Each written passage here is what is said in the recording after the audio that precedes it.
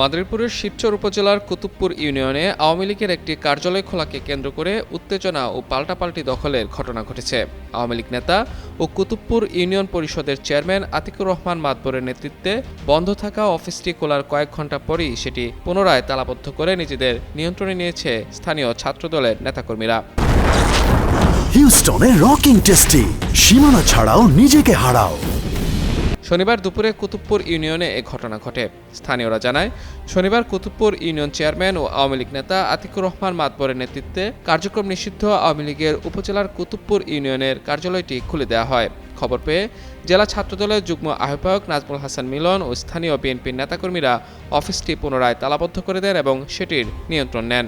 বিষয়টি নিশ্চিত করে জেলা ছাত্রদলের যুগ্ম আহ্বায়ক নাজমুল হাসান মিলন জানান, আওয়ামী লীগের নেতাকর্মীরা অফিসটি খুলে জনমনে আতঙ্ক তৈরির চেষ্টা করছিল।